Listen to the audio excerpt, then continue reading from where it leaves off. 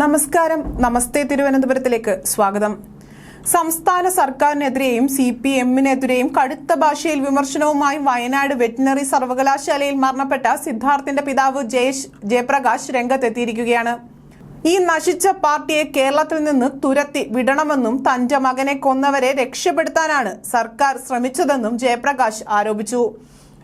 നേരത്തെ തന്നെ കേസിൽ സർക്കാരിനെ പ്രതിക്കൂട്ടിലാക്കുന്ന നിരവധി പ്രസ്താവനകളും പരാമർശങ്ങളും നടത്തിയ ആളാണ് ജയപ്രകാശ്.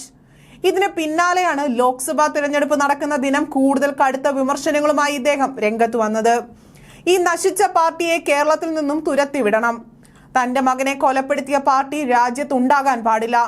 രാജ്യത്തിന് ഈ പാർട്ടി ഉണ്ടാകരുത്. ഏറ്റവും നന്നായി ദ്രോഹിച്ച പാർട്ടിയാണ് ഇതെന്നും ജയപ്രകാശ് ചൂണ്ടിക്കാട്ടി. സിദ്ധാർത്ഥിന്റെ മരണവുമായി ബന്ധപ്പെട്ട കേസിൽ CBI അന്വേഷണം തുടരുന്നതിനിടെയാണ് ജയപ്രകാശിന്റെ ഈ ആരോപണം. സിദ്ധാർത്ഥിന്റെ മരണത്തിൽ അടുത്തിടെ CBI കുറ്റപത്രം സമർപ്പിച്ചിരുന്നു. പ്രാഥമിക കുറ്റപത്രമാണ് കേന്ദ്ര ഏജൻസി കഴിഞ്ഞ ദിവസം കോടതിയിൽ സമർപ്പിച്ചത്.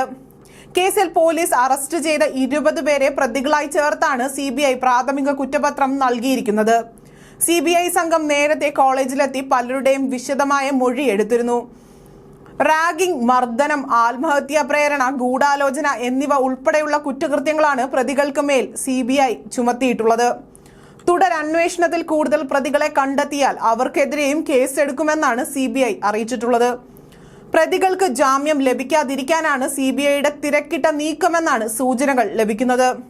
90 ദിവസത്തിനുള്ളിൽ കുറ്റപത്രം സമർപ്പിച്ചില്ല എങ്കിൽ പ്രതികൾക്ക് സ്വാഭാവികമായും ജാമ്യം ലഭിക്കും. ഇത് തടയാനാണ് CBI അതിവേഗം കുറ്റപത്രം സമർപ്പിച്ചതെന്നാണ് വിവരം ലഭിക്കുന്നത്. അതേസമയം ഈ ഫെബ്രുവരി 18-നാണ് സിദ്ധാർത്ഥിനെ കോളേജ് ഹോസ്റ്റലിലെ ശുചിമുറിയിൽ തൂങ്ങി മരിച്ച നിലയിൽ കണ്ടെത്തിയത്.